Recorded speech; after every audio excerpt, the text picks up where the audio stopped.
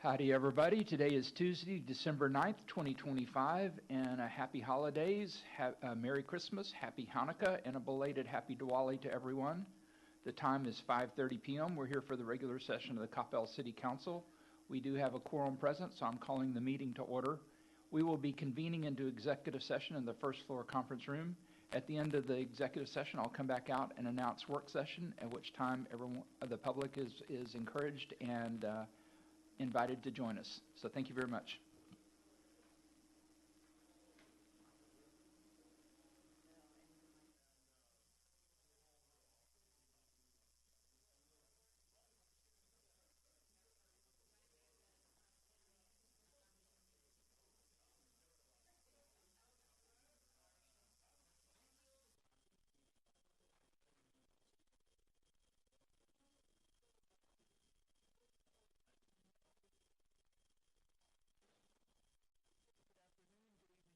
The time is 6:44 p.m. We've recessed from executive session and we're going to move into work session in the first floor conference room. The public is invited and encouraged to join us. Thank you.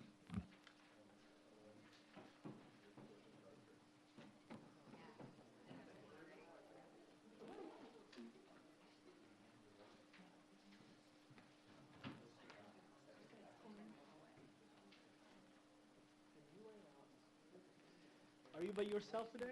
No, they're coming, 7:40.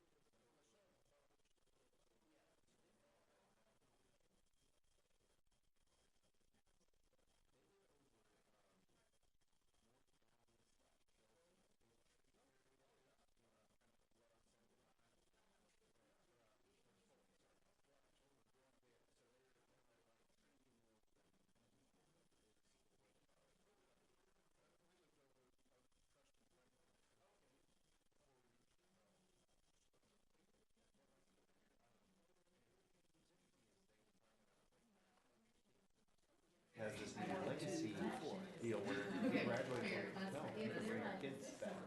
Yeah, Yeah, so, wow. so I don't know if they would consider that. Pretty good drive. Yeah, so, Yeah. it might just be the carrot that gets them over here. Yeah, well, that'd be awesome. That'd be awesome. They're very nice. I'll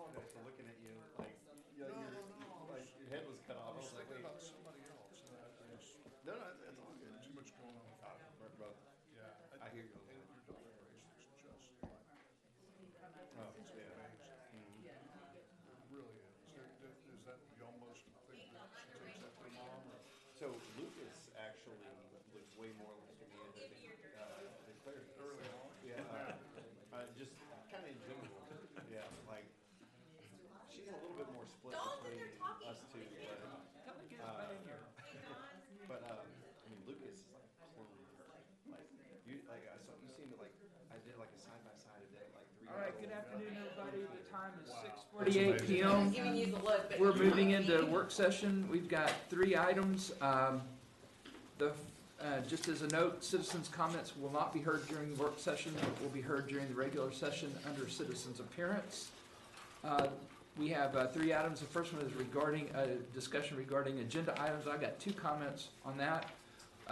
We are gonna need to pull item A off of consent to the first meeting in January.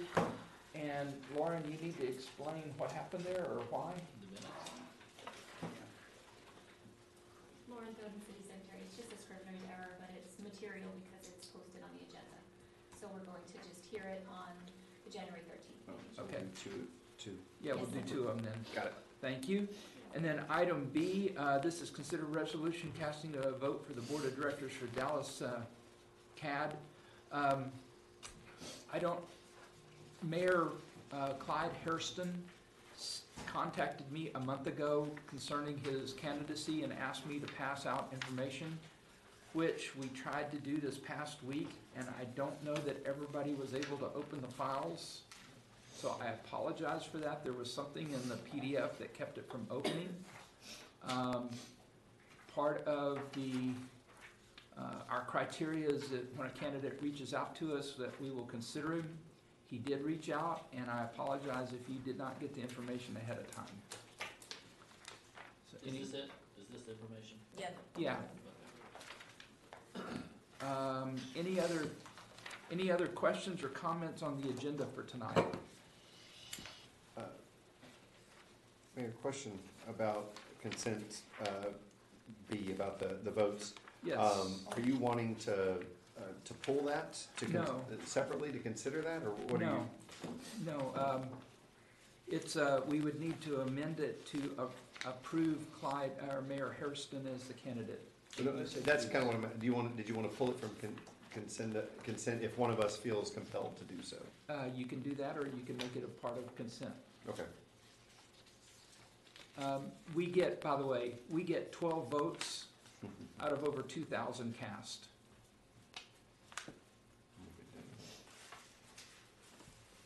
Don? Clarification on that, what is, if it's just on the consent, what are we doing? Are we approving something? Supporting We were, this candidate? That's what I just asked. Lauren? It would be approving the resolution, and if you were seeking to provide Mayor Hairston with those votes, it would be identifying now that that resolution would be approved to include Mayor Hairston as receiving those 12 votes. Is he opposed? Oh, yes, there's There's several. there's probably 8 or 10 people running for the same position. I did not know a single one of them except for him. Feels like Kevin. I'm trying to see. Okay. Clyde. He's, Clyde. I know Clyde. Here. our city attorney knows him very well. Yes, I do. We met him when we went to Lancaster. He is the mayor of Lancaster, and he's very active in the city down there, as well as in Texas Municipal League and other associations. Do you have any other comments or questions on the agenda for tonight?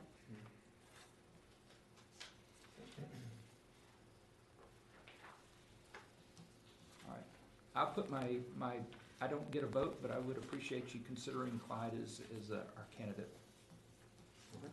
All right, moving on to Agenda B, Ms. Leach, discussion regarding the Vision 2040 preliminary findings. Thank you, Mayor. Tonight we are hitting a very exciting milestone in our Vision 2040 refresh process. Karen Witcher with Barry Dunn is here tonight to provide the council with a summary of the themes that emerged during our engagement process and provide a rundown of the recommendations and updates to the plan. So just as a quick refresh on the outcomes that we were seeking when we began this process back in April, 2 things. So the first was we were hoping to create additional awareness at the community level around all of the activities that the council has done over the past 5 years in support of the Vision 2040 plan in its current format. And so we did this by a couple things. So we had the CIO team put together a really beautiful brochure for us that we had at all of our engagement opportunities. And then we had our summer intern, Elise Howe, helped us with a scavenger hunt that sent folks around to 7 different locations in Coppell that had these really amazing sidewalk graphics. And so you could go to a number of locations. It was tied to a website on the project portal, and you could, each site had each pillar had 3 different options that you could kind of click through, and each one of those options highlighted a different project that had been completed in support of each one of those pillars. So it was a really cool idea that I thought we were giving little hedgehogs away, and so kind of got the community engaged a little bit there. And then the second objective that we had was to explore whether this plan in its current format still reflects the community's priorities. And that's really where the meat of this engagement is. So the draft report in your packet outlined the various engagements that we had and held to obtain feedback from all parts of our community. No matter which format we used, all of the information that we got was very rich and very informative. I think that you'll see that overall the plan still resonates strongly with our community, as there's really just a small handful of changes that are being recommended and 2 fairly significant changes to the plan that you will see tonight. So after Karen concludes her comments, I will be back up to share what the next steps are for the council. So tonight, this is just a briefing. We are not asking for any action. This is not, we are not asking for direction to approve anything. This is just to receive information and provide y'all an opportunity to ask some questions. So with that, I'll bring up Karen.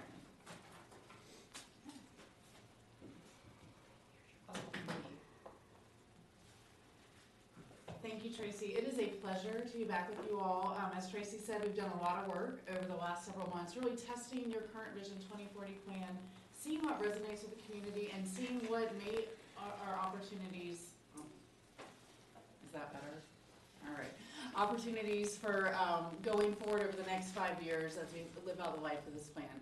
So first and foremost, you will have seen in your packet our engagement summary. We really had a multi-pronged approach that we took. First of all, we met with you all. I sat with most of you all in a conference room. There was one virtual meeting to get your perspectives on the plan, what works well, what were some of the operational challenges with the plan, what you thought reflected well on the direction of the community. We had an online community survey, an engagement website. The online survey got almost 800 responses and over 100 comments around perspectives that people had about the current plan and really what they'd like to see in the community. We had staff from Barry Dunn out at Celebrate Coppell at the end of June, and then a Sunset Social in September to interact with folks about the plan. That's one of the images you'll see right there. We had community forums, and I know some of you all attended the community forums. While we didn't have the greatest attendance at most of them, I will say the people who showed up provided very rich content and helpful feedback. We had a student group right over here in your city hall with over 70 students from the high school who engaged with the plan, and also focus group with seniors. And then finally, pop-up engagements. And what those were, they were designed, we had staff from Very Dunn out in the community at places where people frequent, handing out cards, saying fill this out, do the survey, get a t-shirt, to try to drive that participation and that engagement. So this is how we engage the community really over the life of this project. When we did that engagement, you'll see here, and this was in the report, the cross-cutting themes. As Tracy mentioned, people still think the plan resonates. They think it's the right things for y'all to be doing. Overall, they feel like it meets the directions they want to see for the community. There were a lot of questions about specific language in the plan and terminology. What does this mean? I'll just go ahead and say it. We don't know what an oasis is. What does a node mean? So what does that look like? How can we clear that up for people? The third thing here, this aspirational versus concrete. There was a lot of conversation about the 2030 plan and how it created very concrete, tangible things. And the 2040 plan is more aspirational. Both of those are great, but there is that calibration and understanding about what is the 2040 plan, how to receive that, how to understand that came through in some of our engagement. lack of awareness, like everything with civic engagement, a lot of folks we interacted with did not know about the plan, they didn't know what was in it, they didn't understand it. So a piece of this whole process is really helping people understand what the plan is, what that vision is. This next one over here, the support for aging population while encouraging young families. So when the plan was conceived in 2017 through 2019, there was a lot of focus on aging in place. People who had moved here, raised their families, wanted to downsize and stay in the community, and that's all really good and still really relevant. However, there's a growing gap in the community about what's the place for young families. People are trying to raise children in the community, attend the schools. So we heard that quite a bit in our engagement. The ongoing notion around community, building community is a challenge as people come here from other places, wherever those places may be, versus longtime residents. What do those bridges look like? And what is the right place for the city to play in that ongoing dialogue? And then finally, the development future. This is a community that was built out primarily in the 80s and early 90s. What do the retail centers look like going forward? What are the right housing types? What does that look like into the future for the city? So these were the things that we heard once we did all of the engagement rolled up that really drove the recommendations that you all saw in your agenda materials. So let's talk about these recommendations that we made. To Tracy's point, there's not a whole lot of change, but there are a few things we think are really significant. So first and foremost, pillar number one, perpetuate a learning environment. We don't think you all need to change that at all whatsoever. That is a huge value of this community. People thought it resonated, staff thought it resonated, you all thought it resonated. We recommend leaving that as is going forward. The next one around basically terminology clarification and goal modification, we moved to pillar 4. And the current way pillar 4 is written and talks about is really about aging in place. We think there's an opportunity to broaden pillar 4 and really talk about young families and making sure the residential development creates a space not only for people who are empty nesters and want to downsize, but also what does that look like for young families? We do recommend changing goal 2. So currently it's explore and refit refurbishment of older housing stock. We want to broaden that slightly and talk about enhancing overall neighborhood quality and the refurbishment of housing stock. You have some homes in the community, they're getting old, they're getting tired. I talked a lot through this process. I have a house that was built in 1992. There's a lot of things in my 1992 house that need updating and changing, including the pipes and the plumbing. So what does that look like for you all going forward? The other thing we'd say around this pillar is goal number 3 is really instead of talking about the age 55 plus population alone, expanding that to broaden to include young families. So what do those housing types look like to meet all of the needs of the community and not just the older people in the community? There's a way to thread that needle that we think you all can find. Pillar 5, the biggest thing here really, this is one of the ones where the terminology, we heard a lot, what is a node? We don't understand what a node is, we don't understand what a hotspot is. So a lot of pillar 5 is really just cleaning up some of that language and making it more accessible. So first and foremost, in that goal language, we'll say remove the word nodes. Goal number 2, we talked about, let me go around to the next page, we talked about hotspots, creativity zone. We think that's important. People didn't really react on this one way or the other than not understanding what a hotspot was or what a node was. But when we think about when this plan was contemplated and the impacts of the pandemic and how more people work from home, supporting younger families, which is a theme that we heard throughout the community engagement, maybe broadening this a little bit around what does the development future look like to create places where people can gather those third places for remote workers, other things like that, as you redevelop along that corridor. So broadening out that from creativity zone to being a little bit more holistic in what that looks like. So not a wholesale change, but a tweak in that terminology. And then finally, for this pillar, we propose consolidating goal 3 and goal 4, and really just having one overarching goal that deals with commercial development. And what does that look like? So not having a specific standalone for the warehouse, but really having a proposed goal around the encouraged upgrades in retail, commercial, and warehouse buildings. So making sure your commercial footprint is staying current and meets the needs of the community and is attractive to relocating businesses. Pillar 6, when we look at this one, one of the things we saw a lot, this got a lot of conversation. It was really entertaining to me, honestly, because this was one where I wouldn't have predicted. The kids do not like autonomous vehicles, which surprised me. The seniors were in favor of the autonomous vehicles because they see what that brings them as far as mobility as they get older and aren't able to drive. So it was a fascinating, surprising kind of finding in our conversations. So for this one, what we're really recommending is that first goal, eliminating that one entirely. This is one of the few goals we're saying take completely out of the plan, and replace it instead with what we heard around the electrification of vehicles. So everything from the scooters to the golf carts to the mopeds, the electric cars, creating a space in the plan that talks about that electrification of the way people move around was the proposed goal there. When you look at the current goal 2, this is really around just removing the word oasis. We'll talk about that a little bit more in a minute with the new pillar we're going to propose, but getting rid of that word because that sparked a lot of confusion among people. So really connecting people in that second proposed goal 2. And then finally, goal 4, really the change here. Originally the plan talks about connecting Coppell to the regional system, which is great and important. The silver line is here, which is wonderful for that regional connection. But we heard quite a bit from the community about the inside Coppell need to connect people, whether it's bike, ped, older adults needing ways to get around. So adding the word around local and regional connectivity. Pillar number 7 also sparked quite a bit of conversation in our community focus groups. And really, this is the one where we found that there was the most confusion about what is this, what does it mean, how is it interpreted.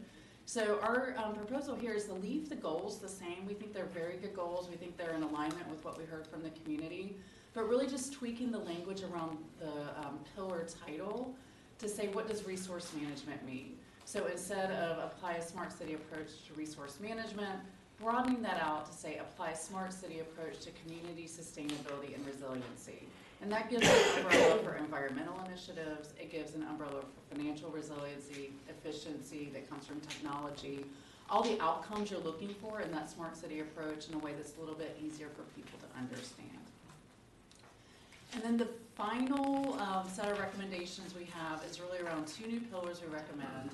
The first one, we gave this a lot of thought and went back and forth, but combining pillars 2 and 3 into one pillar. So as y'all know, pillar 2 is foster an inclusive community fabric.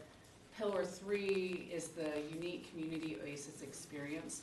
When we talked to people and when we got the feedback from the surveys, all of these ideas are really important. But what we heard from folks is they felt like they didn't understand how these 2 particularly fit together. Some folks saw them as being a little bit in conflict. That if you're going to have an oasis inside a neighborhood, how are you a community that's inclusive in its fabric? Others were confused about what is a community oasis, what does that mean? There was some conversation around some of the specific goals in these areas.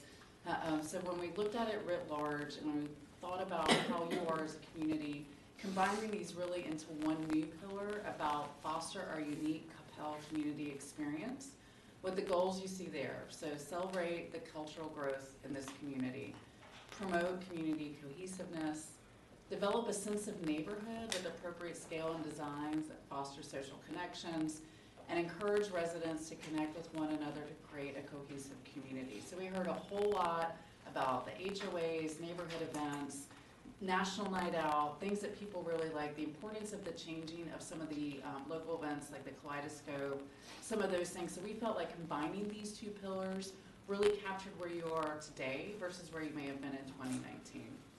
And then finally, this is my fault on the slides, I'll go to the next slide, but really a new pillar for sustainable government. We also heard quite a bit, it was interesting, especially in the community forum conversations. People would say, well, what about police? What about fire? What about public works? Like, where does that fit in this plan? It's great. They do a great job. We're really happy. And one of the things that we do think is that you'll have excellent city services, but they need a spot and their own standalone pillar in the plan.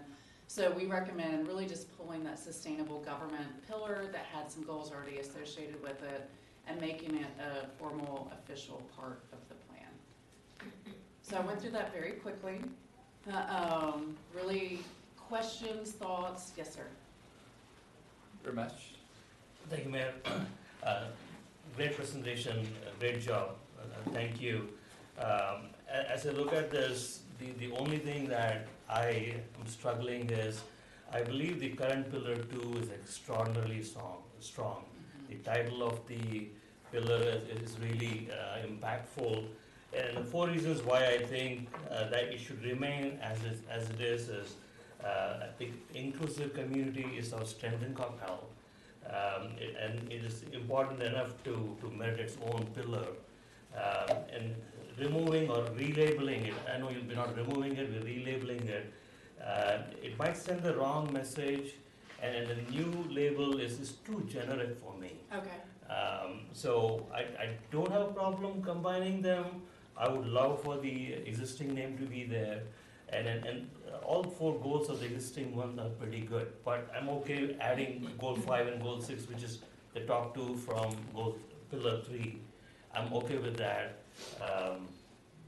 Those are my 2 cents. No, that's helpful. So keeping what pillar 2 is called, but understanding that pillar 3 goes away with the goals. Okay, that's excellent feedback. Thank you. I was wondering if one of the members of the original 2040 leadership team had any comments. I feel like you're directing that at me. No, not at all. No, I was just kind of organizing my thoughts on this. The one thing that really sticks out is that everything that I participated in, I really felt like that was reflected in your report. So I feel very confident in the information that you captured and reported back. So I just want to thank you for that thoroughness and that. I will say that I don't, the recommendation, obviously with respect to your comments, the recommendations that you are providing here, they don't seem too far off of the original vision, of where we were. I guess my only question would be is, there were a lot of comments about the aspirational nature versus the tactileness, if you will, Yeah. of 2030, the physical building and stuff. Did anything distill out of those conversations that might bring a little bit more of a, I don't know, physical presence versus aspirational? No, that's a really fair question, and Tracy, I don't know if you want to jump in, but from my perspective, the aspirational versus concrete, the way Vision 2040 is structured, and this was a check-in, this is not a new plan. Sure. It's really hard to go from here to there, right? I think there's a calibration that makes sense. However, with some of the changes that we've made in the goal statements and the language, I think it gives room to be very much more specific around tactical things that staff can do and you all can do to meet the goals. I think it gives more space from an umbrella standpoint. I don't know, Tracy, if you have anything else you would add to that. Maybe the only other thing is, so if we look holistically across the city as a whole, there are a number of strategic plans within, let's say, for example, community experiences. They just finished their master plan. That is much more familiar in terms of what kinds of things we would say, okay, this is recommending certain things that we would do. And so those end up feeding into this plan through our work plan, right? And so I think there are some opportunities to make progress around concrete things without really doing a wholesale change, with the inclusion of now, in a formal way, the pillar for sustainable development. That's a big change, honestly, Yeah. relative to what that looks like. The only other comment that I had was, Pillar 1 is always a tricky one, I feel, because I think that the city provides, that laboratory of learning, if you will, with our library, with our biodiversity education center.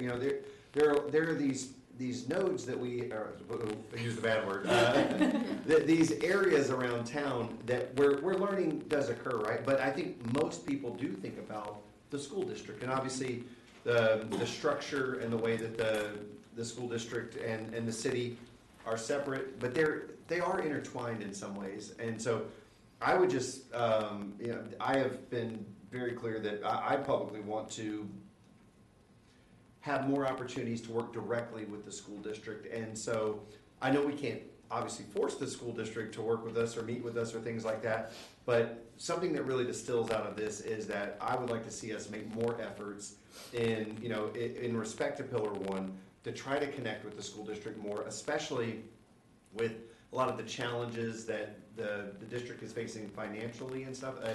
The school district and the city have grown up together, and there's this great respect. I mean, a lot of people, think one may not stand up without the other. So how can we leverage this long-standing relationship to maximize how the city can benefit and the school district can benefit? That's what I really would find very valuable coming out of this conversation. Go Coppell Cowboys. Yes, sir. Thank you so much for the presentation. It was really outstanding.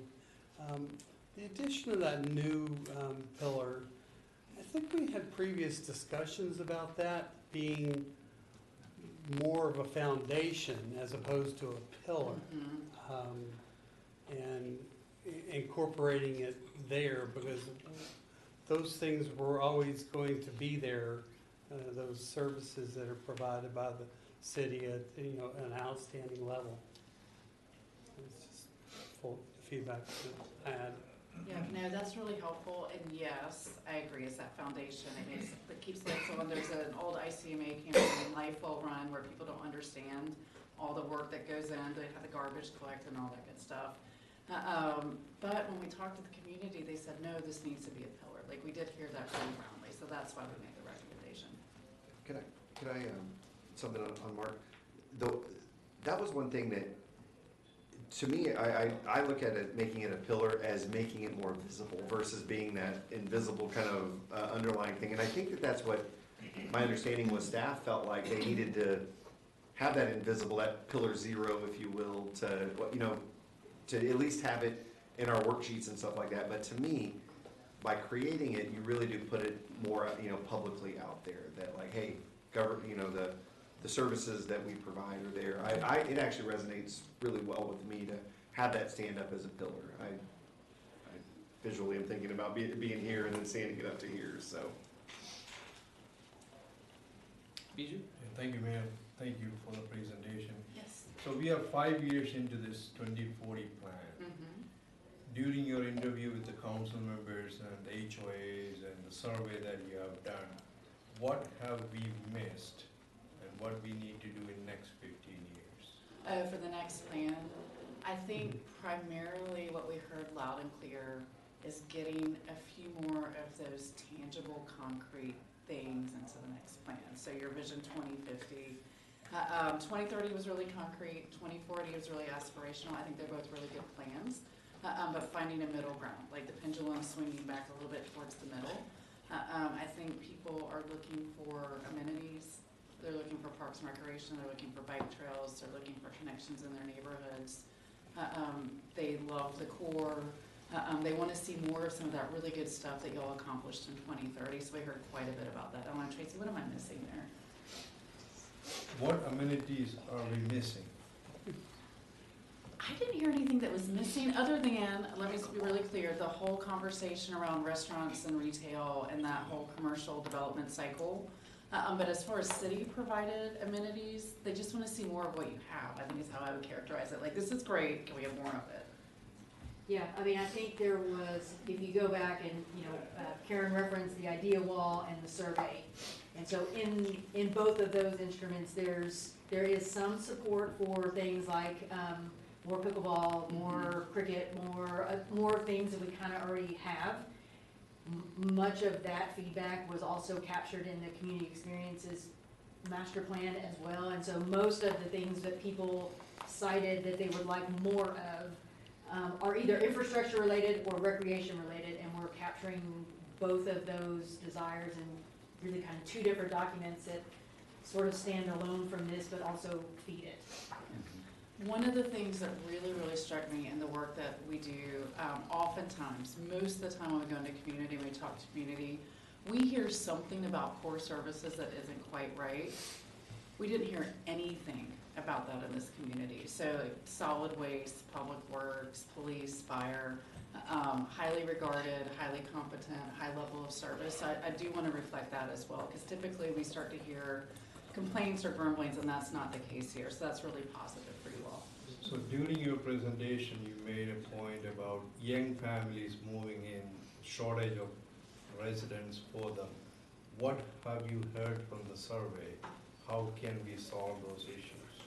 I think there are policy considerations you'll have to consider. I think that there's land here. From what I've been told and what I've heard, the good land is already built, right? So anything that's left to develop is hard to develop. So when you look at your commercial and retail corridors from the 80s and early 90s, what does the next phase of those look like? And what does that mean? I think that's probably the opportunity that was reflected in the original version of the plan. I think that's even more true today. I think, if I remember the recommended, or the summary, you had mentioned that in the retail commercial corridor along the boundaries, perhaps a recommendation for us to relook at zoning. Are you talking about apartments, condos, high-rise buildings? What exactly are they saying? So we're not at that level of detail for this plan. It's really like, what could you consider to meet that need? And then that level of detail really comes from more of a planning component, from like a traditional city planning perspective, not from the strategic planning. And the comprehensive plan, so the community development department is about to launch the RFP, I think, for the comprehensive plan update. And that's the opportunity to have the conversation that you just asked about. Yeah. Okay, so what could this look like? Where should it go? What would it be? That's, the comp plan will address that. What do those relationships with developers look like, property owners, et cetera? Karen, you mentioned a few good things that you heard. Yeah. Please include that in the report. Oh, I will, absolutely. I think it's in there, but we will make sure I highlight it and put big giant stars around it. I'll have our designer do that, because it is honestly truly remarkable, the level of engagement we did and how your staff just turned us loose to do that, and how little we heard about challenges with city services, and that really should be commended. Rihanna? I just want to say thank you. This was really good information. I appreciated the conversation. And I think that even just, it's so important that there be clarity and transparency. And so if we don't have the right terminology, people don't understand what that means, and it's hard for everyone to work towards those goals. So, there were some in there where I'm like, I may know what that means, but that doesn't mean everybody else knows what that means, or I may not know what that means, vice versa, right? So thank you for highlighting that, and I think we needed that outside perspective to help us just get to a better place and provide some clarity. So thank you for doing that. Thank you, I appreciate that. Tracy, do you want to talk next steps? Yes, unless there are any other questions from the council. I wanted to cover next steps. So for the next 2 weeks, so Karen's gonna contact you all. This next 2-week period is what we would really like to see from a feedback perspective. So that's an opportunity for you all to digest the conversation that we had this evening, relook at the materials that were in the packet in terms of the plan recommendations. You can either, if you have no feedback, you can email her and say, it is good the way it is. If you'd like to set up an appointment to do a virtual call with her to kind of talk through some of your feedback, we'll have an opportunity to do that. My hope is that we're anticipating bringing this back to you the second meeting in January. So we'll receive all of your feedback, make the final edits, and then bring you a final draft at the end of January for adoption. At that point, we'll be ready to work through our prioritization process that we go through every year. So it's slightly later than we would normally hit this process in our planning cycle, but we've already accommodated for that, so we're all going to be good there. So once we know what the plan is, then we can embark on what you'd like to see us focus on for this upcoming year. Just Any question. Kevin? So, assuming that, we go ahead and adopt this, these recommendations and stuff, has staff already started to take into account some of the new direction for our retreat in January and things like that? Not yet. Not- Now, So we've started thinking about it, but we haven't put the cart before the horse in terms of Understood. knowing where you guys are from an approval standpoint. So, yeah, we've already started thinking through some of that. But we are planning on, we adopt this and then we're gonna take the new concepts, in this plan and directly start applying it in for 2026. Yes. Love it. Any other questions? Thank Very you. much. All right, we have one other item, and that was a discussion regarding chickens. There was no decision to be made tonight on that. There was just gonna be a staff presentation. We can come back after the council meeting and cover it, or do it in January. Can you do it in January? Everybody okay covering that in January? If your issue, you want to come back. No, that's fine. Okay, thank you. Well, I'm sure Mindy will be excited to be back on. Well, that way she could, yeah. All right, the time is 7:24. We're recessed from work session, and we'll join regular session at 7:30.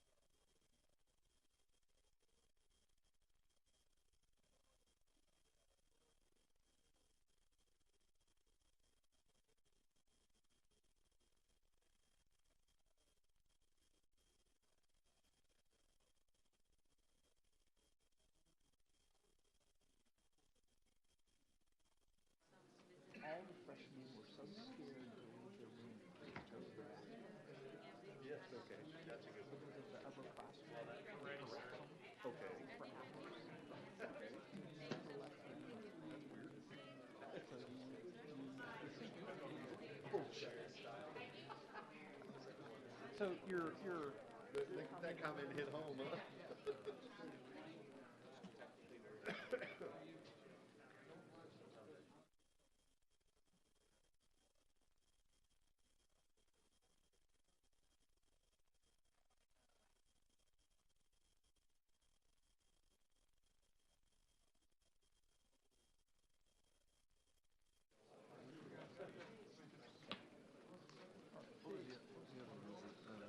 that's our public hearing.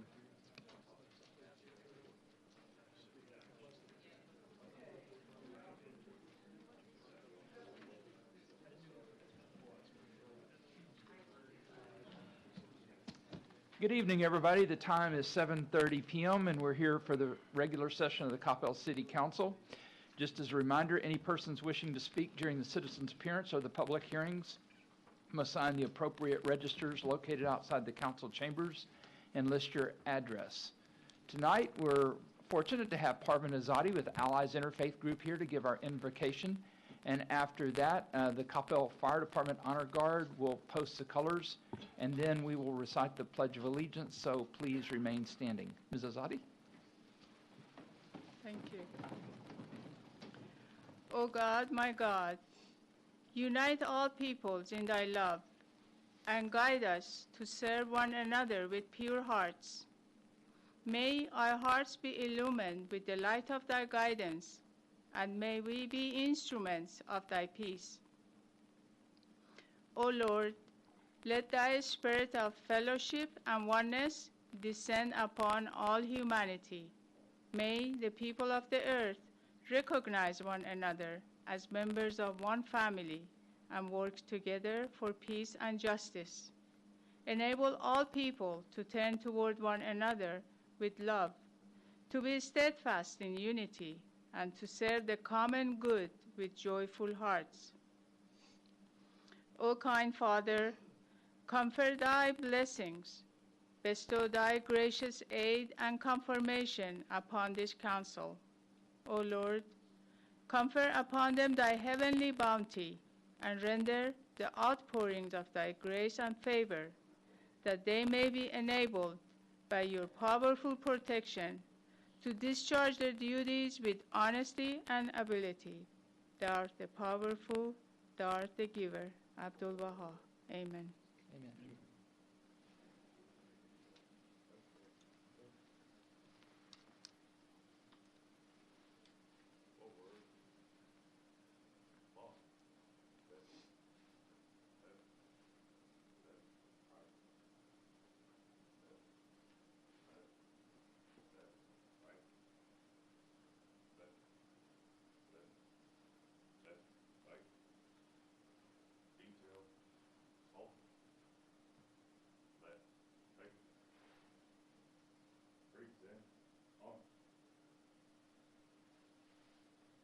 Join me in the Pledge of Allegiance. I Pledge allegiance to the flag of the United States of America and to the republic for which it stands, one nation, under God, indivisible, with liberty and justice for all. Order. Up. Right. Hey. Over. Up. Left. Left.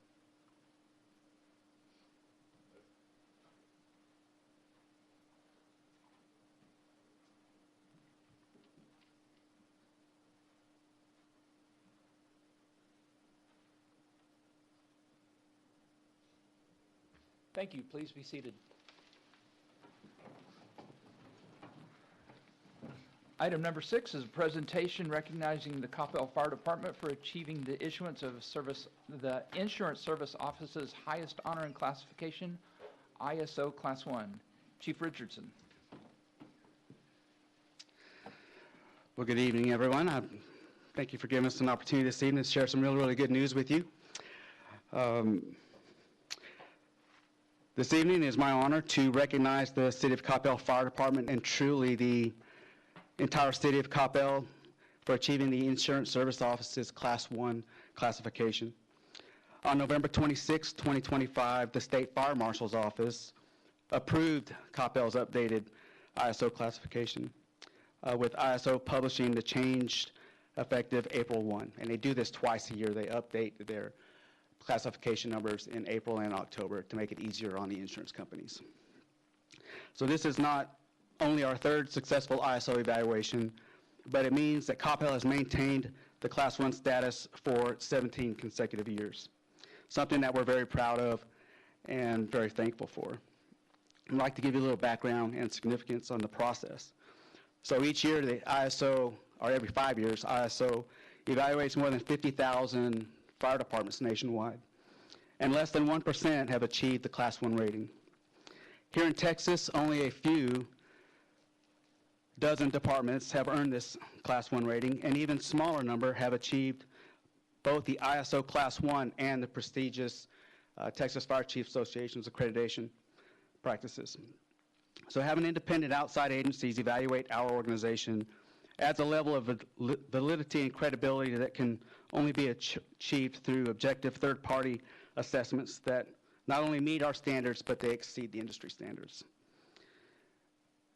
There is a challenge with maintaining this classification. Maintaining it for nearly 2 decades is a testament to our commitment and dedication to excellence. This achievement would not be possible without the continued support of you, our elected officials, who recognize the importance of public safety while also supporting all of the city departments.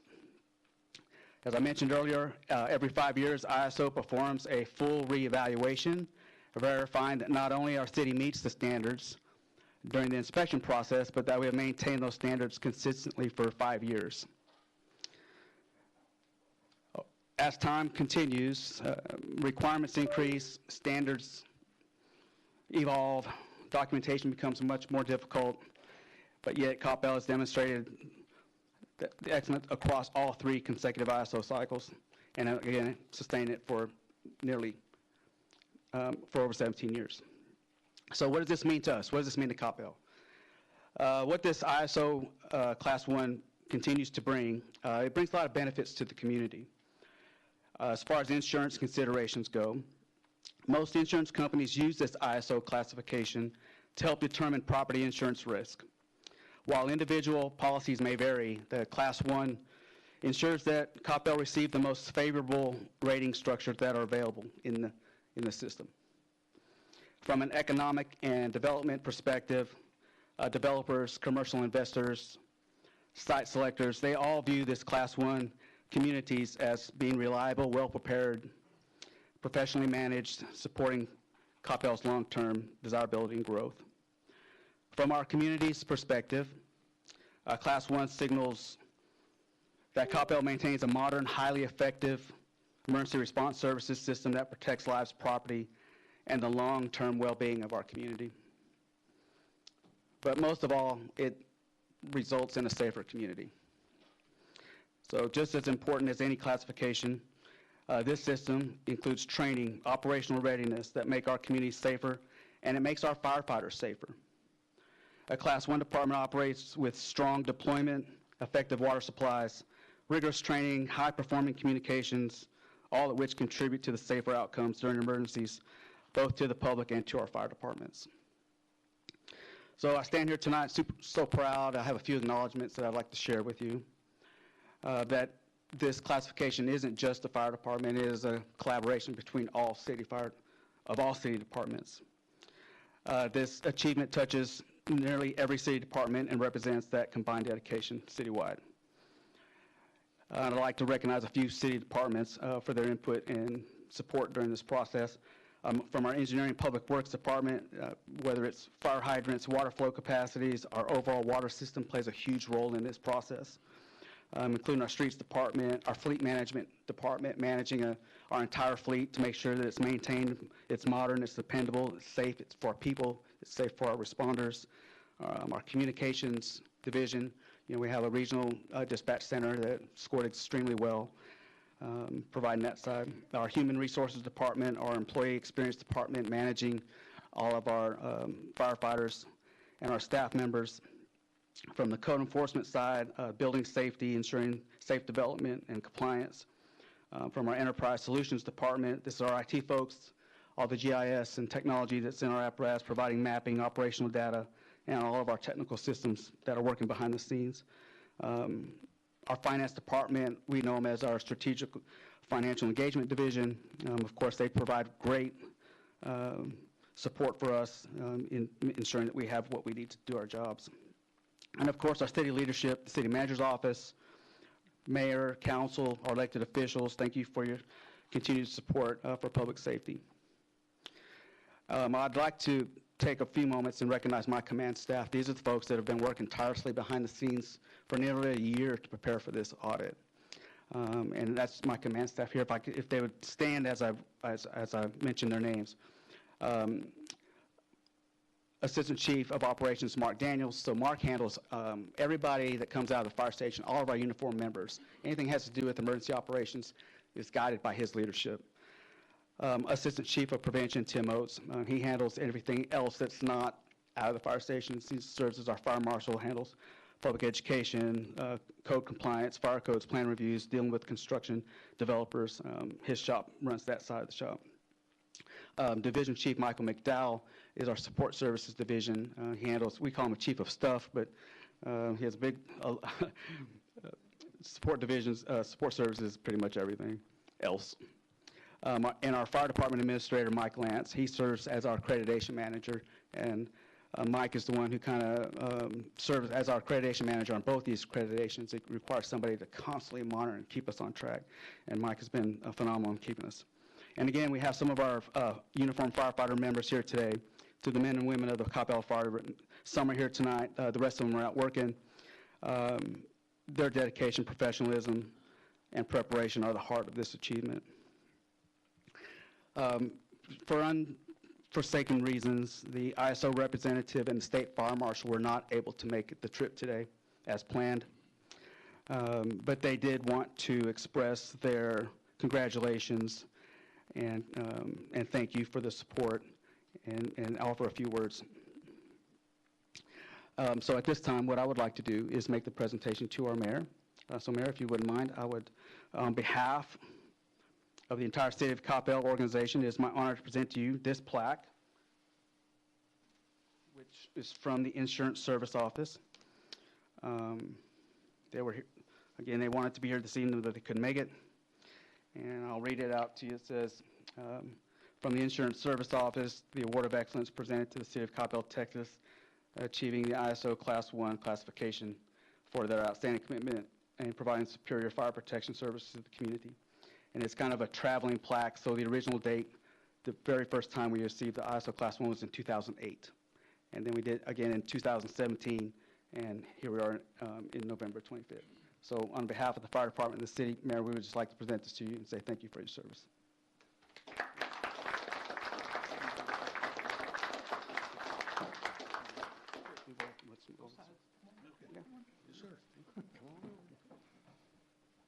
Come on over, guys. All right.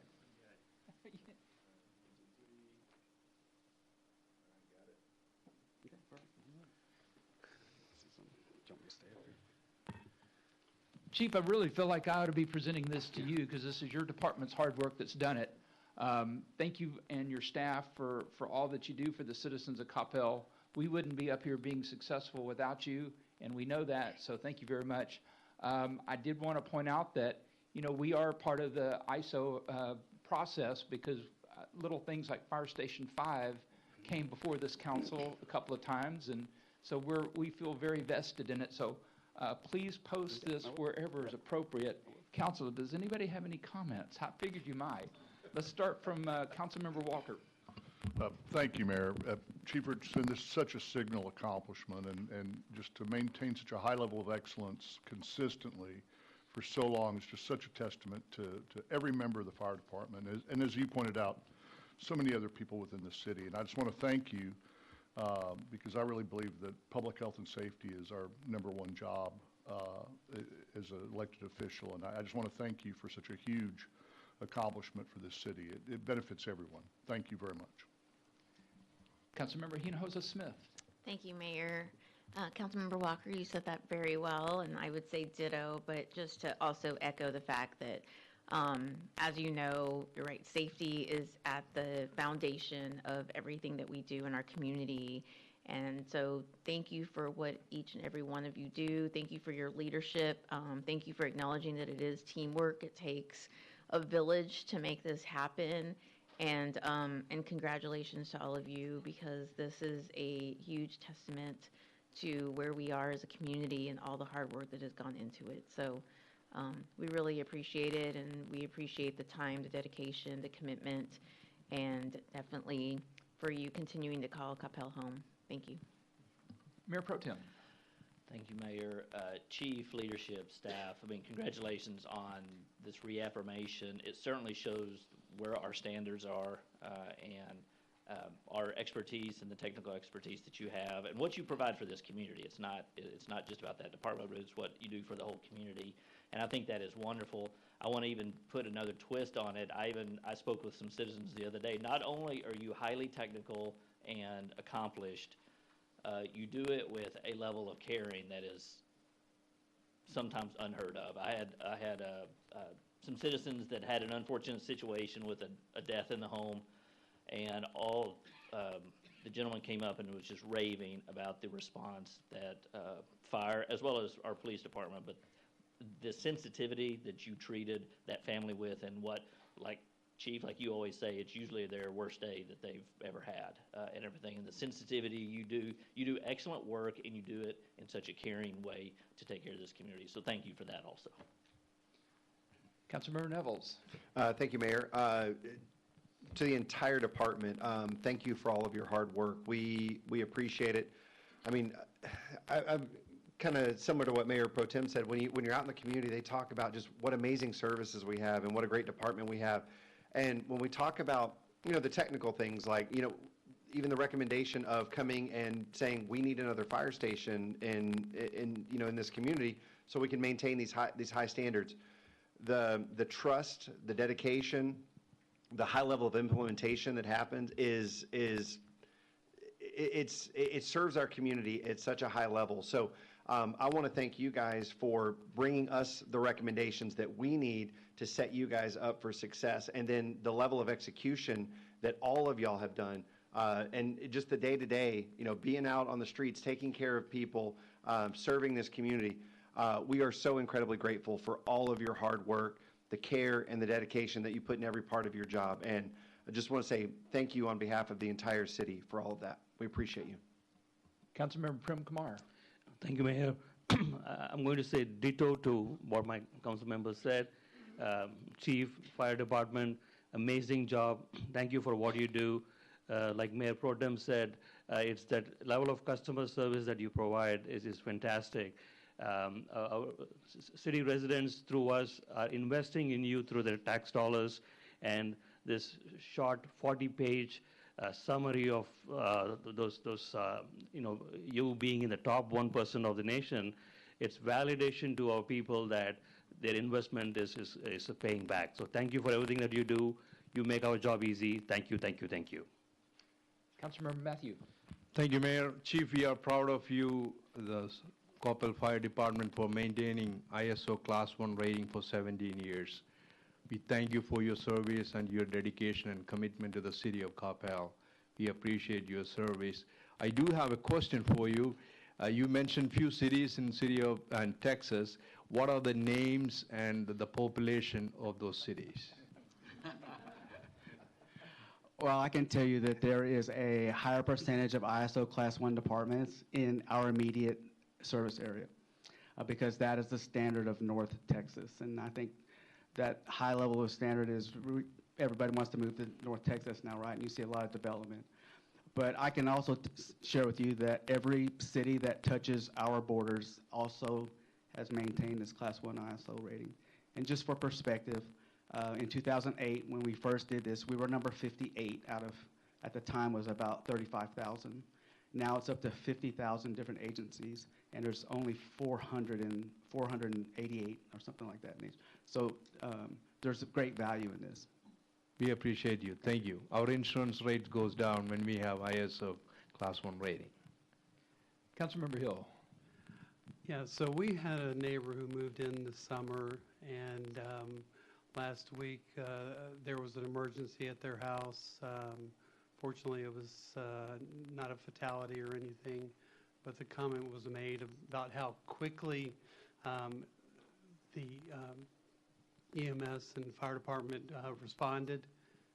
That's what ISO Class 1 is. I mean, it's being there almost immediately and responding to our citizens' needs. Thank you. Chief, thank you very much.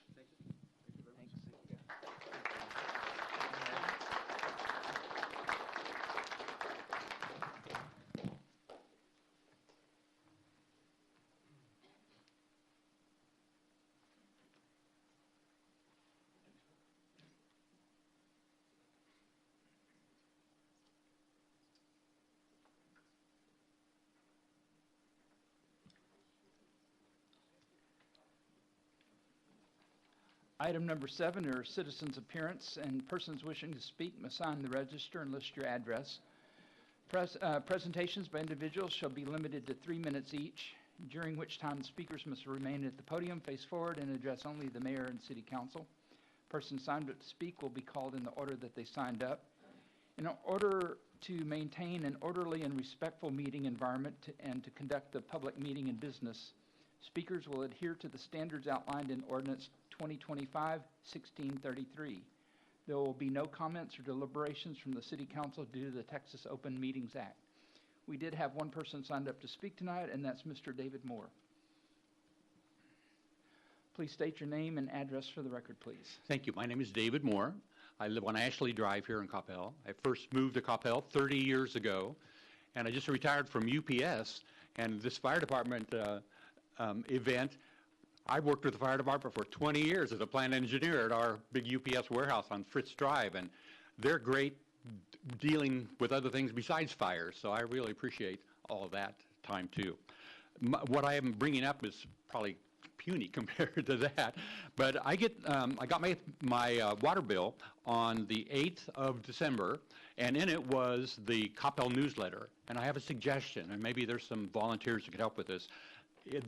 The newsletter said November 2025, and I got it on December 8th in my water bill. And so I missed knowing about the adult CPR AED course, which is November 22nd, the Smart City Board, December 1st, the Vintage Christmas in Old Town, Angel of Hope, Candlelight, Harp Essence on December 7th, Christmas at Killarney on December 7th. My mail came at 4:30, so I had a couple hours I could have gotten to the Parks and Recreation meeting, but I had noticed a few months ago, and I mentioned it to somebody on the phone when I was here working with my bill. And I also talked to the young lady who is in charge of communications, and I think she is no longer with the city. But anyway, I just have a suggestion. Coppell's such a wonderful place. The more we can let people know about this. I posted it on the web on a website, and they said, well, Coppell has an email that they send out every Thursday that you can get. Well, that's great, so I signed up for that. But this newsletter doesn't say anything about an email availability. It could be something that did that. So the other thing was street signs. If you drive through the intersection north on Denton Tap Drive, and you stop at the intersection at Sandy Lake, across the corner is Frost Bank, and there's often a sign there for something from the city or whatever, but you can't read it.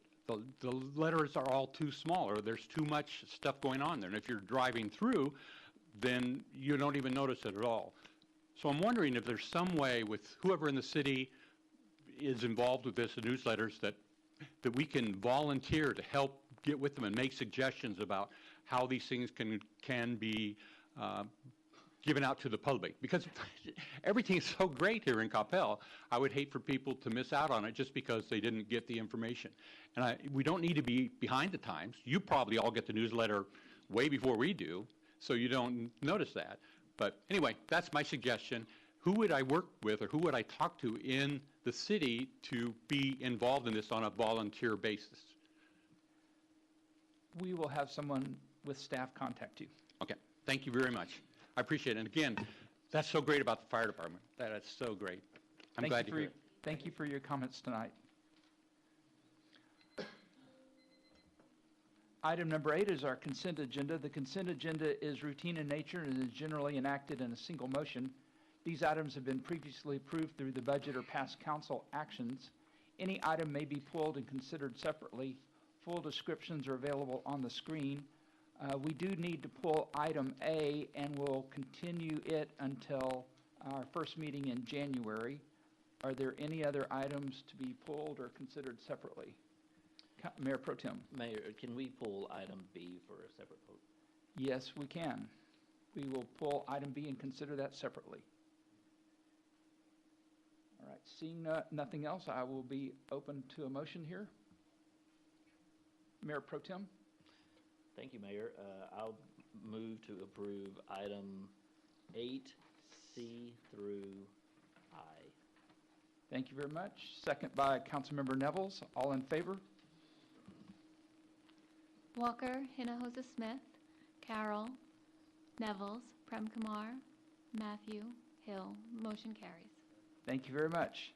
All right, now for consent agenda item B, this is consider approval of resolutions casting votes for the boards of directors for the Dallas Central Appraisal District and Denton Central Appraisal District and authorizing the mayor to sign. Mayor Pro Tem, did you have a comment on this one? Well, I would like to recommend, this is our 12 votes, I believe, is what we have. The We city of get Coppell has 12 votes out of 2002? 12 out of 2002, yes, sir. So this item doesn't have any candidates that we are specifically voting for, so I would like to recommend or make a motion that we cast all 12 votes for Mayor Clyde Hairston out of Lancaster. He is, I've known him and dealt with him in times in the past, and I have found him to be a worthy candidate, so I would like to make a motion to. Thank you for your comments. Do we have a second on that by Councilmember Nevels? Any discussion? Councilmember Nevels. I just wanted to ask Mayor Pro Tem, because when I met Mayor Harrison, he said it was Lancaster. It may have been. So I just want to be clear that we're talking about the same city. Thank you for pointing that out. I appreciate that. So Mayor, get control of it. Yes. I'm trying to figure out how to get control. So Mayor Hairston is very adamant about how he pronounces the name of his city, very much as we are here in Coppell. So how's that? All right, any other discussion? All in favor? Walker, Hinojosa Smith, Carroll, Nevels, Prem Kumar, Matthew, Hill. Motion carries. Thank you very much. Moving on, item number 9 is a public hearing, so I will open the public hearing and ask Mr. Steer to read the item into the record. Mayor, Council, good evening. This is to, item number 9 this evening, to hold a public hearing to consider amending the land use plan and map from Freeway Special District to Industrial Special District, and to amend the zoning of Plan Development 221 Revision 4 Revised Light Industrial and Industrial Special District Land Use Plan Amendment from PD 221 R4R HC to PD 221 R4R LI to allow for a 439,689 square foot office and distribution center, and to consider adopting the conceptual plan development on approximately 25.4 acres located on the southwest corner of Point West Boulevard and Dividend Drive. In 2006, Duke Realty rezoned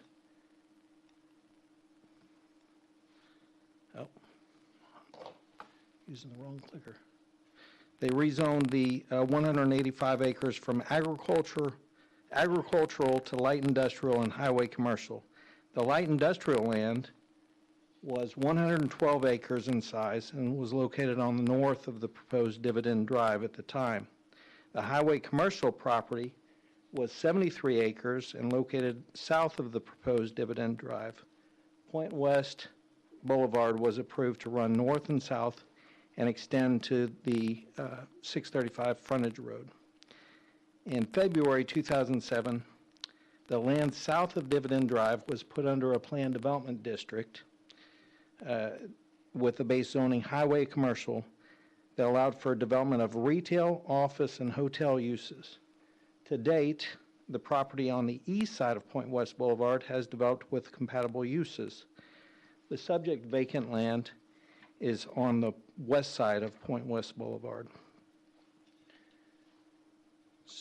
Natera is proposing a facility to house their world headquarters. Natera is a leading creator of beauty, baby care, and personal care products.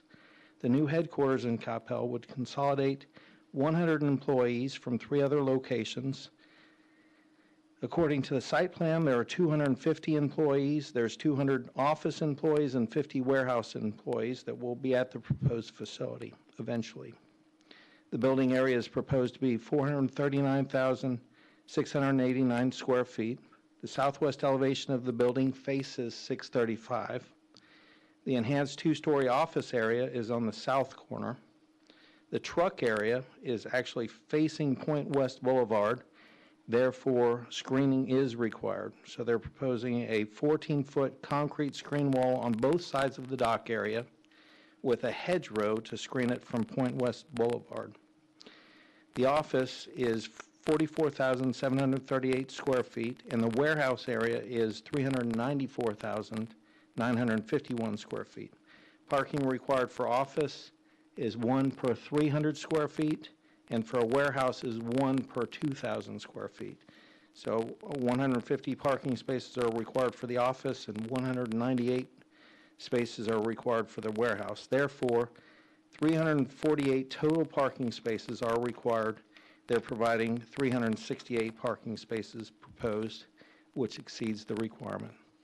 There's no trees currently on the site. They're proposing 197 overstory trees and sufficient landscape area to meet the requirements of the landscape section of the zoning ordinance. There are 2 retention ponds proposed, each with a fountain. The building is proposed to be 55 feet in height, will be site cast concrete wall panels with tinted gray glass storefront and limestone accent panels. The top shows the southwest elevation, and the bottom is the northeast elevation. And here's the proposed southeast elevation again, and this contains the materials that they're actually proposing. So I've passed out, hopefully, a couple of handouts. The first 4 pages are taken from the comp plan. The first 2 of those pages deal with Freeway Special District. And the purpose of this district is to provide areas within the community for conventional, high-intensity regional commercial uses and office developments dependent upon good transportation access to highway interchanges and frontage roads. These areas are primarily intended for medium to large-scale developments serving travelers and clienteles from the region, and they typically experience high volumes of ingress and egress by auto traffic. Uses within this land use designation include hotels, multi-story office buildings, medium to large-scale regional commercial uses, restaurants, and other uses dependent upon high volumes of vehicular traffic. So they're proposing to change that to industrial special district, and that's pages 3 and 4 of your handouts. The purpose of this special district is to provide areas for employment and light industrial activities typically dependent upon good transportation access to highways, rail lines, and/or airports. The uses within this land use designation include medium to large-scale warehousing, light manufacturing, wholesale storage, and distribution, showrooms, office warehouses, research and development, technology centers, and accessory retail service restaurant uses that serve the employees within that district.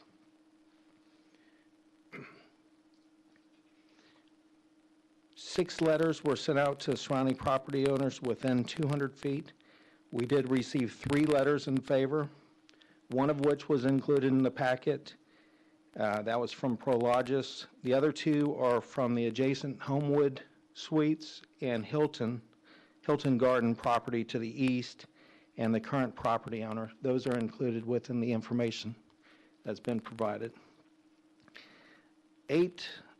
2 additional courtesy letters were sent out within 800 feet, and we received 5 additional letters of support from Natera employees Some of those live local, and some of those in surrounding communities. These are the ones are in favor within the 200 feet in blue. Staff recommended denial of PD 221R4R-LI, an industrial special land use plan amendment. Staff was unable to support the change of the property that had already been reduced from 185 acres to 73 acres due to office warehouse zoning and industrial land use changes. Staff has had several inquiries over the years for converting the property to allow light industrial office warehouse development, and we've consistently cited the 2030 Comprehensive Master Plan calling for freeway special district.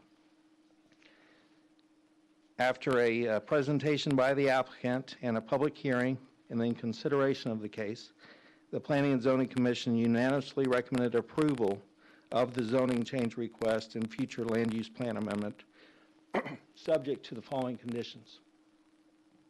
One, there may be additional comments at the time of building permit and detailed engineering review. And two, a detailed site plan shall be required to be brought through the public hearing process at the Planning and Zoning Commission and City Council. That concludes my presentation. The applicant is in the audience and does have a presentation as well. I'd be happy to answer any questions. Thank you very much. Anybody have any questions for Mr. Steer? Councilmember Prem Kumar. Thank you, Mayor.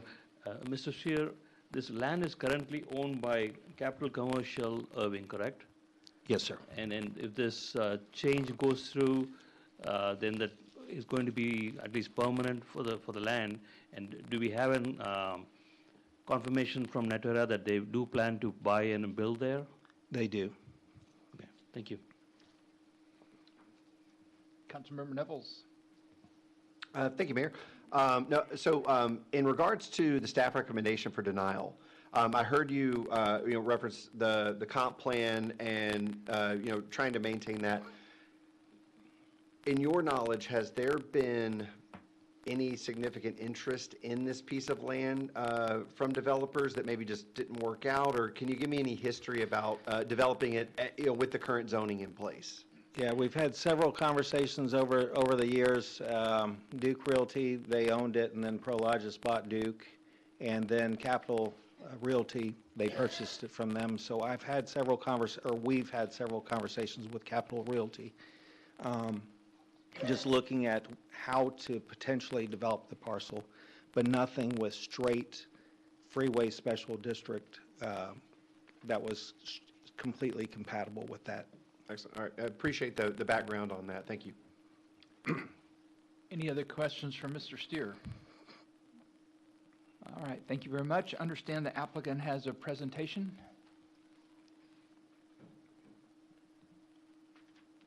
Do you want to click through it, or do I need you to. Okay. I'm one of these old guys. I don't do tech very well. Thank you, Mayor. My name is Mark Pross. I'm CEO of Pross Design Group, 5310 Harvest Hill Road, Suite 180, Dallas, Texas. I'm the represent the architect who designed this building. We have a presentation tonight we'd like to make for this exciting building, which will be Natera's world headquarters. First up would be John Song from Natera, and he's got a video presentation. And I'll stick around, and I'll be happy to answer any questions about the architectural design on the building.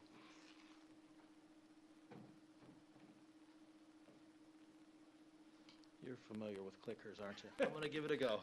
This is right button right here. Okay, thank you.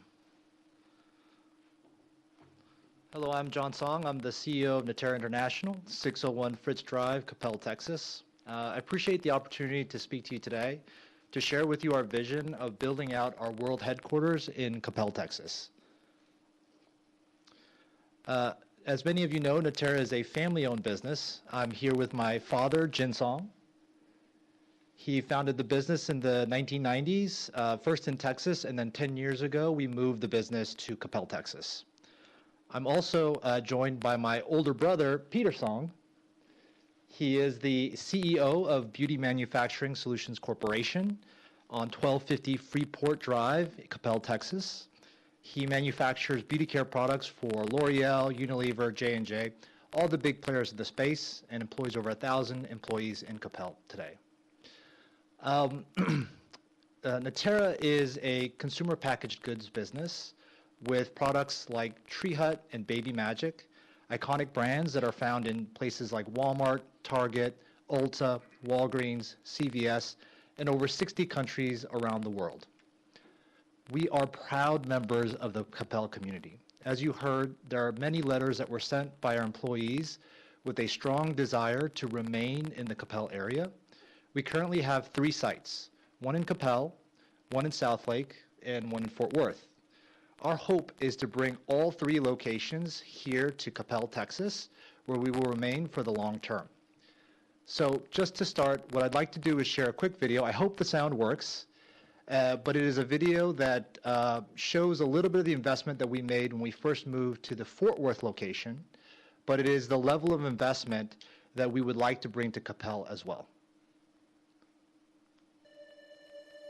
Natera is a family-owned, American-manufactured company with a multi-decade legacy of consumer trust and innovation. We're a contract manufacturer of beauty care and personal care, baby care products. We started in a small city outside Dallas called Farmers Branch. We had just over 100 employees, and that site today has 1,000 employees. This is a brand new 400,000 square foot facility that's operated by our sister company, Beauty Manufacturing Solutions Corp. This facility is critical to partner with Walmart. This $120 million investment is a testament to what we can achieve with communities, families, and American business when they unite together. Every single new opening that we have represents new opportunities. New opportunities for all of our constituents, new opportunities, new paychecks, new reasons to be in North Texas. Every time I go to Walmart, it makes me proud. I can look at what's on the shelves and know that it came from our factory. Without them as a partner, we wouldn't be here today. Walmart is a brand builder. We come with a hope and a dream, but it's the shelf presence and being able to reach the consumer that builds the brand.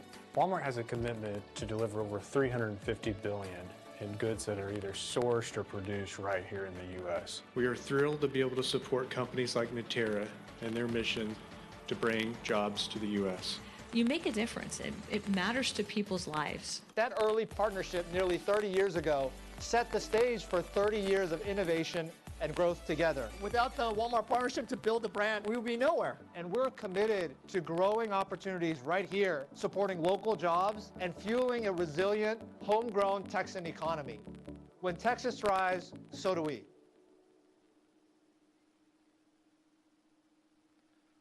A lot of smiles in that picture.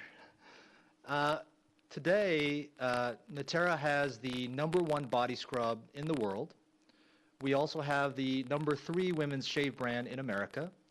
And Baby Magic is a legacy baby care brand that's been in the United States since the 1950s. On the back of every single one of Natera's product has Coppell, Texas, written on the label. Our view is that this is wonderful branding for the city. It positions it as a hub for innovation, R&D, culture, and growth.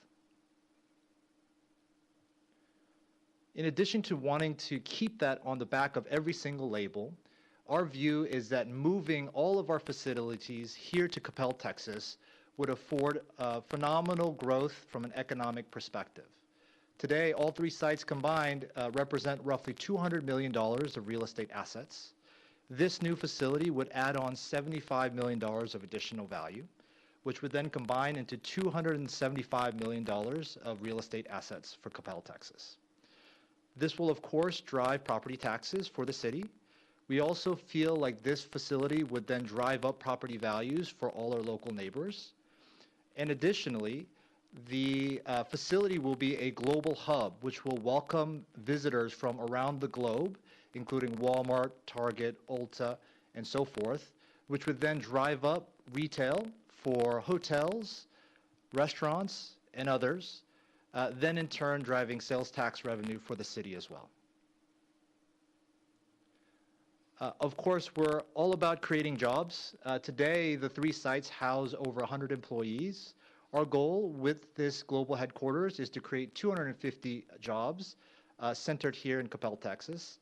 Those would be high-paying jobs. Our average salary today is roughly $91,000, which compares to the Coppell average of about $68,000 a year.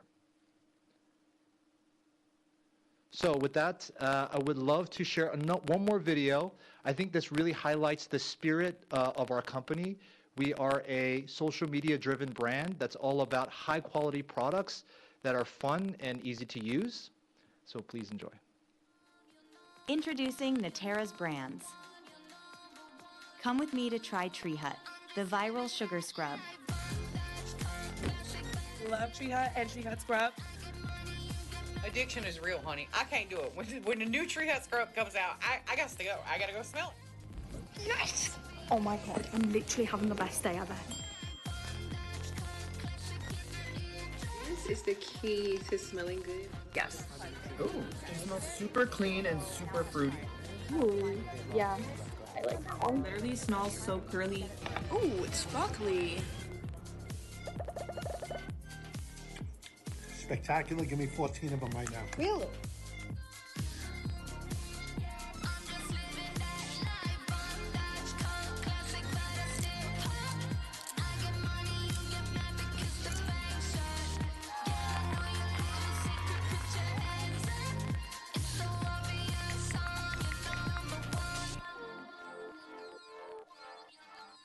Like, I'm literally about to go take a shower right now. Natera loves Coppell.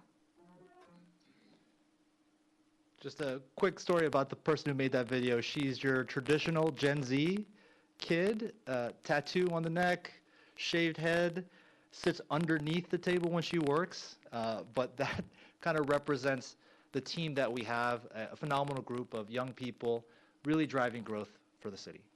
Thank you. I'm happy to answer any questions. Thank you very much. Council, do you have any questions? Councilmember Matthew.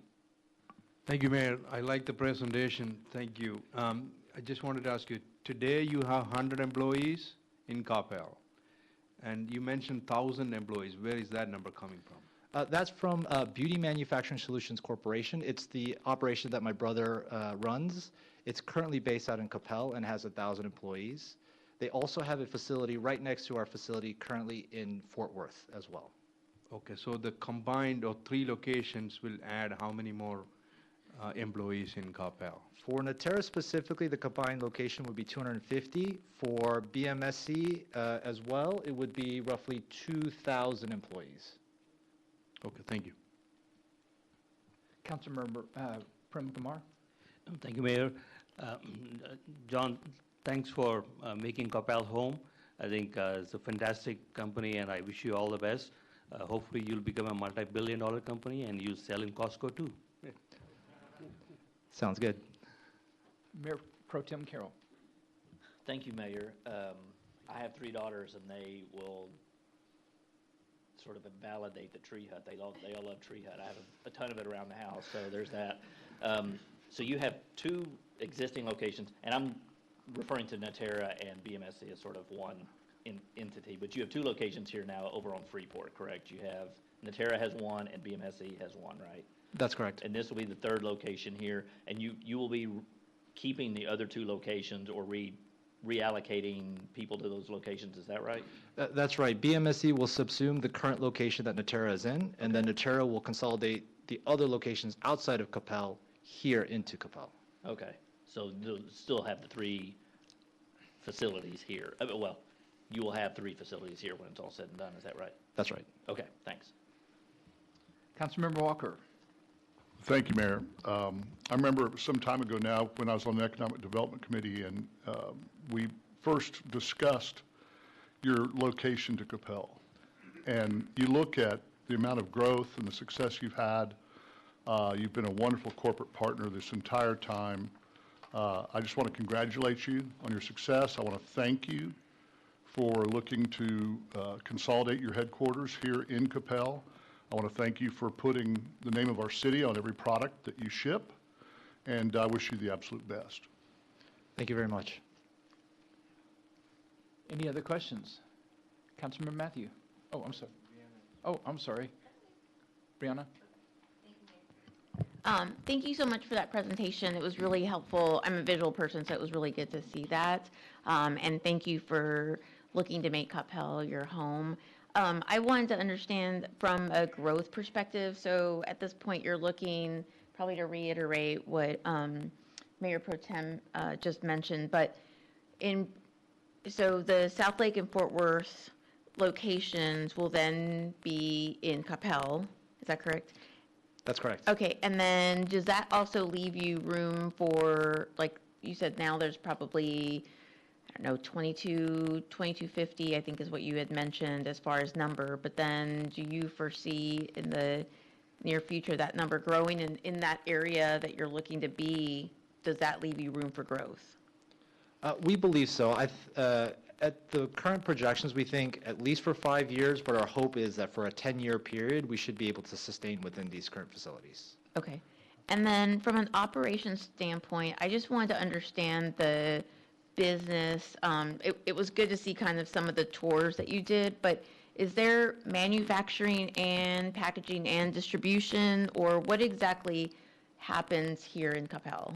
So for Natera, it is only warehousing. There's no manufacturing inside the facility. So if you go in, it'll just be office space for the team, and then a warehouse facility in the back for receiving product and shipping product. Okay. In contrast, BMSC does do manufacturing. They are based out in Coppell, Texas. Okay. So they will remain doing our manufacturing. If and when we build the world headquarters, that will be just warehousing. We'll continue to receive product from our sister company, BMSC, who would be our neighbor a few blocks away, and we'd receive product from them. Okay, gotcha. Okay, but your sister company will continue to do manufacturing in the location that they're in. Is that right? That's right. Okay, I just wanted to understand operationally. Okay, thank you so much. I appreciate that. You're welcome. What is your timeline on incorporating the other facilities in Fort Worth and South Lake into Coppell? As soon as the facility's built, we'll bring the people together. That's the strong request from the team. So I noticed in one of the videos you had Mayor Gerard Hudspeth of Denton shown. What was the mayor doing over in Fort Worth? Well, he's a very good friend, and we have been speaking about different economic opportunities together, and that's why he wanted to show his presence there in the video. So if this goes through, that means I can tell him he lost? I will respectfully leave that to your wise judgment. Sorry. The mayor and I are pretty good friends. We were at breakfast this morning together. Any other questions? Thank you very much. Sit tight in case we have anything else come up. We do have some people that have signed up to speak in our public hearing. Thank you. I'm sorry. Councilmember Hinojosa Smith. You're welcome to sit down. Sorry, my next question is for Matt. Sorry. Oh, thank you. Yes, thank you. Yes, ma'am. Oh, I'm sorry. Yes, Matt, I should have my, thank you, Mayor. Mr. Steer, just for clarity, staff had recommended denial, right? Correct. P&Z has approved this. I guess maybe I want to understand this. The letters that we received, or the letters that went out, notices, were they all in support? Did we have any that were not? We did not. Okay. I guess I also wanted to just understand where staff is on the conditions that are before us, and does that, by any chance, help staff in their kind of position? I'm trying to be careful with how I ask that, if that makes sense. I'm not looking for you to change your mind. I just Right. want to understand if the conditions kind of meet some of our needs. Right, yeah, so those two conditions, those were part of staff suggestions if, say, P&Z was to recommend approval.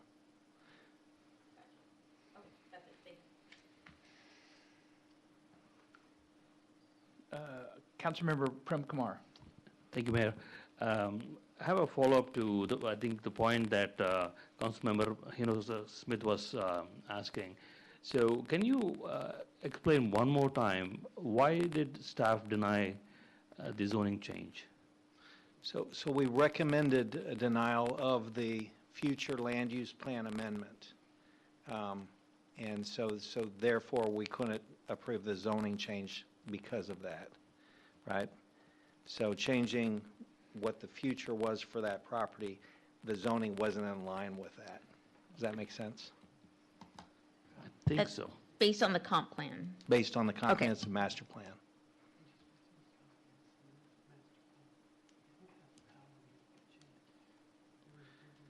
So essentially, you guys are approving two things or acting on two things tonight. It's the future land use plan amendment as well as the zoning change. So, Councilmember Hill, I'd invite you to make that a little, you were explaining that very well, so. So staff doesn't have the power to make those type of changes. They're simply enforcing the rules and regulations and zoning that we have in place. So they had no Specifically real choice. that this body has approved. So Yes. they're basically doing what we told them to do. Yes, exactly. Doing a fine job at it. Thank you, Dan. All right, thank you. I overheard the conversations, so I apologize for that. Councilmember Nevels? Yes, just wanted to comment, love the presentation, love the brand. You know, thank you for making Coppell, such a big part of your company, and definitely appreciate the, the desire to make it your world headquarters. Just very grateful for all that. So really, I mean, the only thing that we're kind of dealing with is, do we want to change the comp plan, really? As far as this piece of land, and do we feel like this is going to be the best use of the land, instead of, let's say, maybe another hotel or a restaurant or shopping center or something like that would support that? Is that pretty much where we're getting at? correct, yeah. So you're acting on that as well as approving their concept. Yes, and improving the concept plan. So I guess my only question might be for you. So I heard 10 years out is kind of like your plan. Do you have any plans, farther along than 10 years? I just want to make sure if we're going to change this, what I want to know is, are you here in Coppell for the long haul? And that's kind of a big thing for me. If we're going to go against the comp plan that we have in place, obviously respect the partnership and love that. And I'm sure there's some tree hut running around my house somewhere, like Mayor Pro Tem, but just want to make sure that this is going to be a long haul partnership. If you wouldn't mind speaking to that.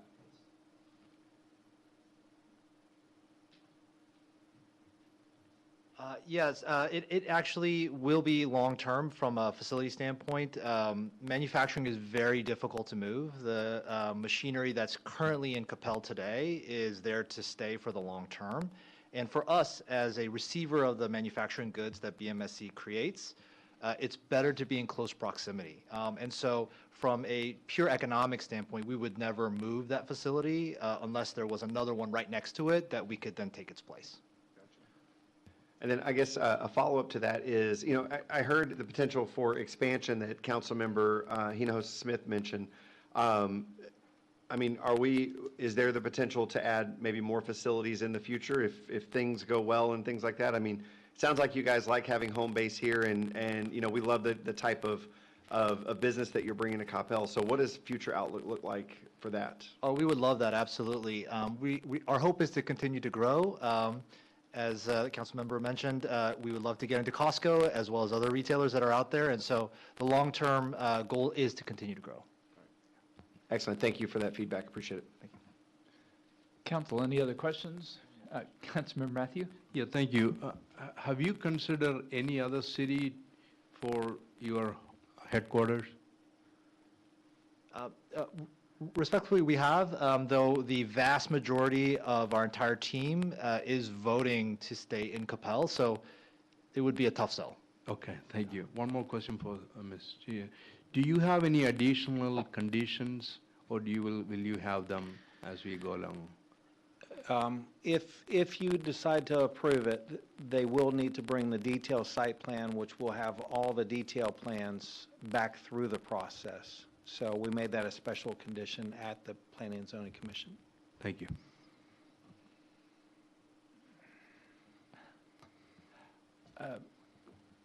Mayor Pro Tem? I was just going to make a comment. Is that okay? Yes. Okay. Thank you, Mayor.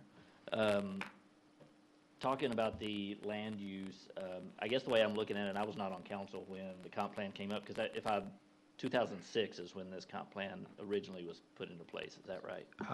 Yeah, 2006 was the original comp plan, and then And then this, amended? well, this new one was 2011.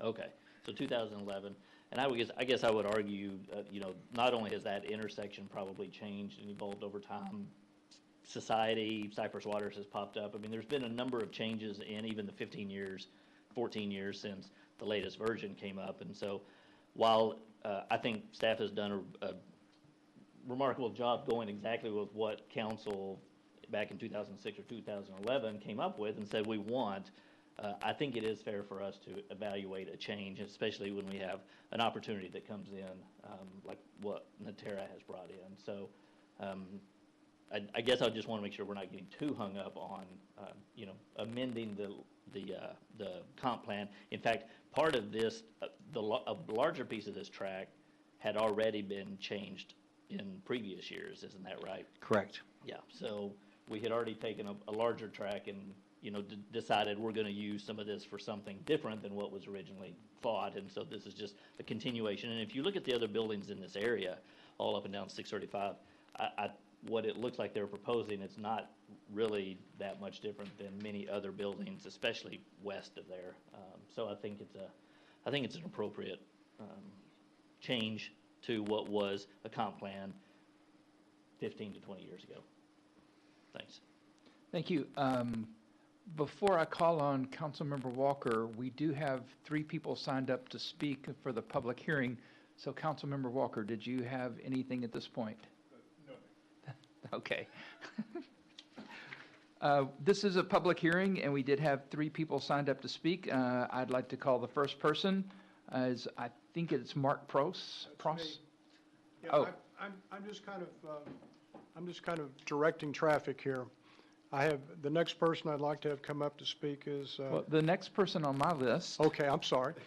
Hopefully it's the one I wanted. is Johnson. John Song. I'm sorry, you're correct. So take it, you were just reserving space to talk. John, I'm sorry about that. And then the last person was Jared Mahan. Correct, yes.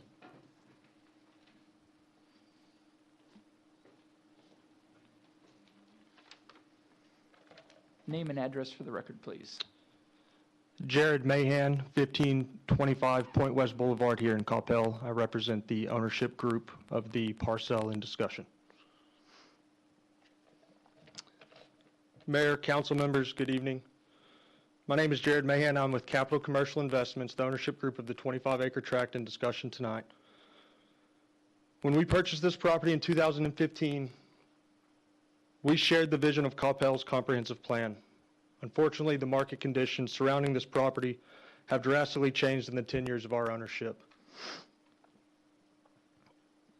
The office market, while finally starting to show some promise, is still years away from new speculative development. Retail continues to shift to an online marketplace as we're still seeing empty buildings to the east along Beltline. Hotels have selected sites closer to the main access points to this area and have really filled the need for hotels in this area where no more are needed. Over this 10-year period, multiple proposals have been explored, yet none have succeeded under the current restrictions of freeway commercial zoning. Natera represents an economic development opportunity that highway commercial uses simply cannot match. This is a $275 million occupied headquarters and distribution campus, an investment level far beyond what retail, hotels, or any kind of speculative development could bring to the table.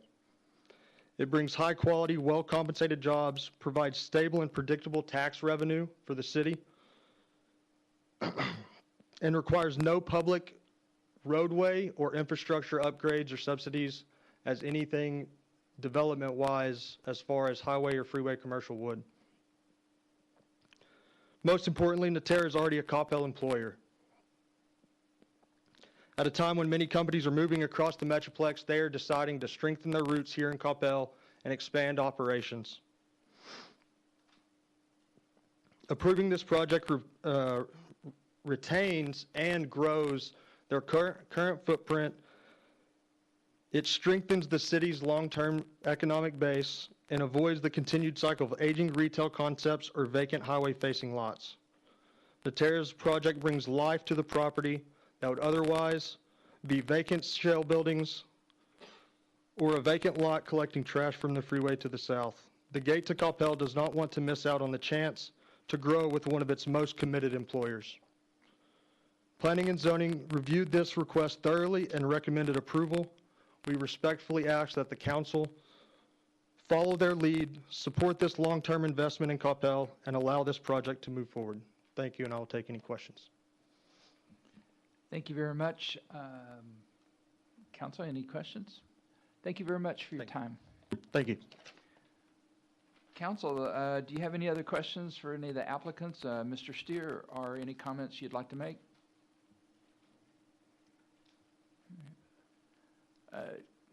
Councilmember Walker. Thank you, Mayor Mays. I move at this time to close the public hearing and that we approve item 9 on the agenda, subject to the staff conditions as indicated. Thank you very much. Do I have a second? Councilmember Prem Kumar. All in favor? Walker, Hinojosa Smith, Carroll, Nevels, Prem Kumar, Matthew, Hill. Motion carries. Thank you very much. Please tell Mayor Hudspeth that I was thinking of him tonight. Thank you. All right, item number 10 is the city manager reports with project updates, future agendas, and direction from work session. Mr. Collins. Thank you, Mayor. I want to begin by thanking the community for the participation and support in Make a Child Smile through online adoptions, the Amazon wish list, donations, monetary donations, and volunteering to deliver. We were able to ensure 116 families and 314 children in Coppell will have toys under the tree on Christmas morning. We received great participation on the resident satisfaction survey across the community. Almost 2,000 responses. The consultant is finalizing results and will be briefing the council in January with results available to the city's website afterwards. Our contractor is working on final punch list items for the Coppell Emergency Water Interconnect project. As you've heard Mike say, it's the project that very few people will know about, and we hope we never have to use, but it's great for our resiliency. Woodridge Channel, the contractor has installed several layers of the Ready Rock system in front of St. Joseph's. It's an interesting project. If you drive by, you can see that in progress. Service Center, the interior finishes on the new building are being completed now. The move-in date is scheduled to begin December 22nd. The remodel of the existing facility will begin in early January. We do plan to host and have an open house for the new building in early January. Justice Center, the building interior is continuing, and water and sewer lines are complete. And finally, the Magnolia Park, the contractor is nearing completion of punch list items, and the trail is open. Concludes my report. Thank you very much. Item number 11 are the mayor and council reports on recent and upcoming events. I really wanted to thank everyone for coming out to the Vintage Christmas in Old Town on Saturday. There were a phenomenal number of people that were out. Farmers Market was in session, and it was a great day. I have no idea the attendance, but it was well in the thousands. And then that evening at our holiday parade and tree lighting, I'm guessing we had over 5,000 people out there. It was a tremendous event. I'd like to thank the council for coming out and participating and walking the mile and a half and braving the cold and having a lot of fun. So I thoroughly enjoyed that. So thank you to the city. We do owe our community experiences team a huge thank you for being out there.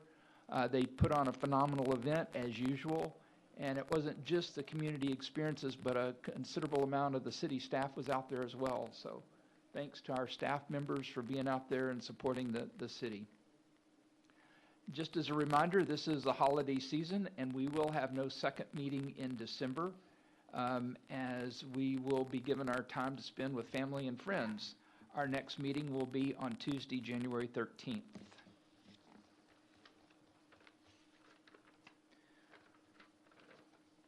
Item number 12 are council committee reports concerning items of community involvement with no council action or deliberation permitted. We have a report from the North Texas Commission from Councilmember Prem Kumar. Thank you, Mayor. As a reminder, the North Texas Commission is a partnership with multiple cities in the North Texas area, as well as the businesses that thrive in this North Texas area. And this is an organization that acts as an amplifier, a megaphone of the residents' intent. So North Texas Commission, on our behalf, actively pushes our interests both at the federal government level and the state government level. So with that background, a couple of key significant events that NTC has been involved with. In October, they took a group of DFW International Collective to Washington, D.C. to meet with legislators as well as visit 5 different embassies and their trade ambassadors to advocate for global business investment and continue to work to make great partnerships for our region. Moving on to the next item, we had Brian Daniels from the New Texas Stock Exchange as a featured speaker at the September board meeting. NTC hosted Texas Railroad Commissioner Christy Craddock for a discussion on the state of oil and gas in Texas and what she sees in the future. NTC hosted the annual meeting in September featuring a conversation with AT&T CEO John Stankey and the current president of the U.S. Chamber of Commerce, Ross Perot Jr. at Lowe's in Arlington. And finally, NTC has begun working with Dr. Ray Perryman to compile a study on the full impact of the defense industry in North Texas. That concludes my report, Mayor. Thank you. Thank you very much. Next is a report on the Historical Society with Councilmember Matthew. Thank you, Mayor. At the August 9th, 2025 meeting of the Coppell Historical Society, Phil LaBrage was elected as the president along with the new board members, Ron Chapman as the vice president and programs, Betsy Wilcox as the treasurer, and Patty Carpenter as the secretary. Chris Long remained as the president of the Coppell Historical Museum, and that is a 2 separate entity. On October 6th, Philip LaBrage was listed as the registered agent for the Coppell Historical Society with the Texas Secretary of State. On October 8th, the above-mentioned board members were added to the periodic report of a nonprofit corporation. The society maintained 2 checking accounts at Frost Bank in Coppell, which were designated as a general fund and an educational fund. The 2 signatories on those accounts were Pete Wilson Jr. and Jan Loran. On November 10th, Pete Wilson and Jan Loran were removed, and Philip LaBrage and Betsy Wilcox were added. Combined 2 accounts, the general fund had $5,778.83. Educational fund account had $23,358.38, and total amount of $29,137.21 is in their account. The last deposit of grant from the city of Coppell was made to this account of $10,000 on August 8, 2025. That's my report. Thank you very much. Item number 13 are public service announcements concerning items of community interest with no council action or deliberation permitted. Does anyone have any public service announcements? Councilmember Nevels. Thank you, Mayor.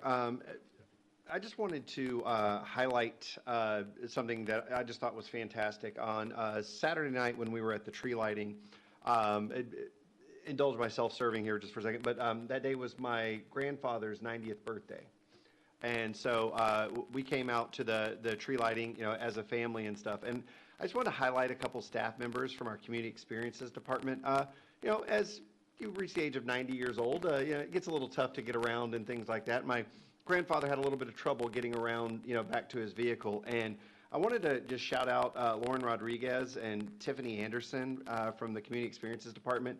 As soon as we realized that, he was having some mobility issues, they jumped right into action, grabbed the golf cart and got him in there and got him up to the car. And I know that they didn't do that just because I'm on city council. They did that because they're good people, and that's what this, this city does is we've got great people in this organization that spring into action and help people when they need it. So I just wanted to highlight those two ladies for just honestly just taking care of people, and just that really touched my heart how kind they were and how they treated my grandfather with dignity and respect. So I just wanted to shout them out and just say thank you to them, and thank you to everyone that was responsible with the events that we had on Saturday. It was just a fantastic event. Thank you very much. I do have one other announcement, and that community activist Joe Shirley passed away today. Details of any remembrance service are still pending, so stay tuned to social media. Item number 14 is necessary action from executive session. There was none, so therefore we're moving on to there being no further business before this council. We are adjourned at 8:47 p.m.